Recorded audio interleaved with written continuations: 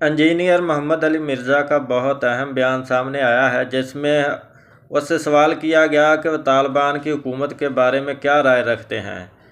तो उन्होंने अपनी राय का इज़हार किया। बहुत ही ख़ास और अहम सवाल और उसका जवाब। तो आइए आपके साथ वो डिस्कशन शेयर करते हैं, बाकी आप उन्हीं की ज़बानी सुन लें।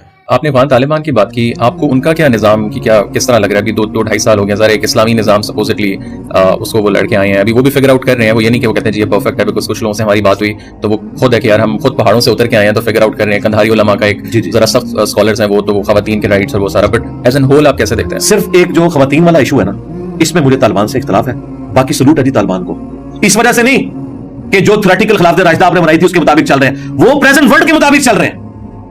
सबसे दोस्तियां काटी हैं। उनका कोई सख्त बयान आया फलस्तीन के हवाले से? क्यों नहीं आया? ये उन्होंने कमिटमेंट की है, ठीक है।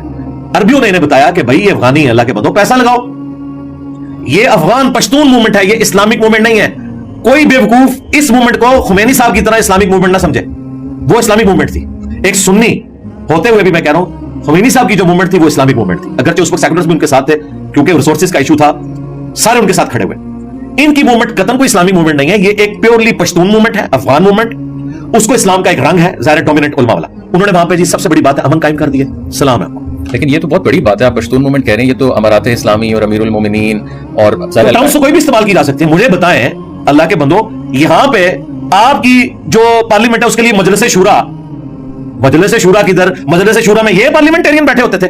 टर्म्स मीठी मीठी आप ले लें, आप जो है वो तकाफुल का नाम रख दें, ठीक है, अरबी टर्म्स यूज कर लें, वो उन्होंने अच्छी की है, वो करनी चाहिए उनको। लेकिन प्रैक्टिकली मैं आपको बता रहा हूं, उनकी अवलीन तरजीह अफगानिस्तान की इकोनॉमी है। उन्होंने लिथियम के ज़खायर का भी पूरा अपना कमिटमेंट कर लिया है चाइना के साथ। फिर अपनी मदद आपके तहत जो इतना बड़ा वो एक नई निजाम कायम कर रहे हैं, वो भी आपके सामने है।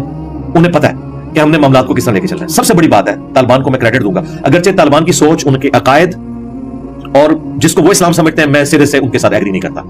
मैं इस वक्त ये वो बंदा बात कर रहा है, लिहाजा किसी को बुरा ना लगे इस हवाले से कि मैं कोई उनका फ्रंटमैन बना हूं। मैं समझ रहा हूं कि जो दुनिया के तकाजे उनको वो लेके चल रहे हैं। उन्होंने अमन कायम कर दिया उस कबायली सिस्टम में जहां दुनिया की कोई पावर अमन कायम नहीं कर सकती थी, उन्होंने करके दिखाया।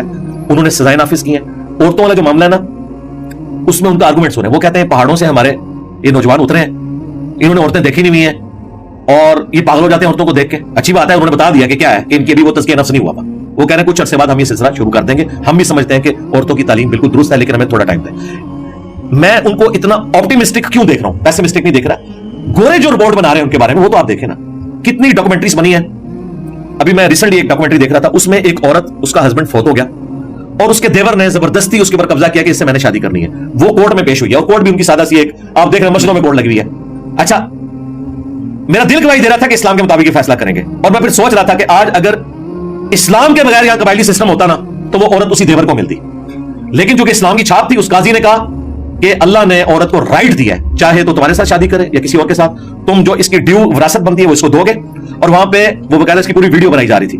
मुझे इतनी खुशी हुई कि ये जो तालिबान का पॉजिटिव फैक्टर है, पूरी दुनिया की कुव्वतें मिलकर कबायली सिस्टम में ये इस्लाह नहीं ला सकते थे जो तालिबान ले आए, और वो उसको नाफिज करते हैं। ये नहीं है कि उन्होंने औरतों के हकूक, आपको सिर्फ नजर आ रहा है कि उन्होंने स्कूल जाने से रोका है। ये जो हक है इतना बड़ा कि देवर कब्जा कर ले भाभी के ऊपर, और मुझाल अगर उन्होंने डिसीजन किया है, वो देवर सोच भी नहीं सकता, सीधा टांग देंगे वो, ठीक है।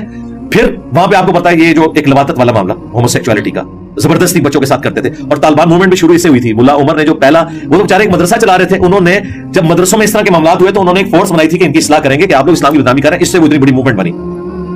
उन्होंने एलानिया टांगे ऐसे लोग जिन्होंने बच्चों के साथ, जो आपके यहाँ पे हमें चीखना पड़ता है, और आप जैसे लोग भी, मेरे जैसे भी मॉडर्न ज़हन रखने वाले लोग कहते हैं यार ये क्या कर रहे हैं मदरसों में। वहां अगर उन्होंने जनाब लाशों को लटकाया, एलानिया पूरे शहर में घुमाया। मुझे बताएं, अगर आपको ये 5-6 लाशें नजर आए ना, कई दिन बुखार नहीं उतरता बंदे का, तो वो चीजें एड्रेस हो रही हैं। इस लिहाज से चंद एक चीजों पे हमें रिजर्वेशन है। ओवरऑल इस प्रेजेंट वर्ल्ड में जिस तरह जिंदगी गुजारनी चाहिए वो गुजार रहे हैं। उन्होंने देखे एथियस्ट के साथ दोस्ती कर ली है। चाइनीज कौन है?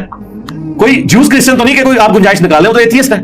वहां पे वो एक जापान का डॉक्टर जो पिछले दिनों जो है वो एक बम धमाके में हलाक हुआ, जिसने वहां पे इतना जबरदस्त सिस्टम किया, उनका वो सारा नहर वाला सिलसिला भी, अब ग्रीन बेल्ट्स जहां वो बन रही हैं, तो वो तो टोटली एक जो मॉडर्न एक रियासत को होना चाहिए ना, वैसे लेके चल रहे हैं। इवन विद रशियंस, बल्कि मुझे ये कहने में आर नहीं है कि तालिबान अपने मुल्क को इकोनॉमी के पॉइंट ऑफ व्यू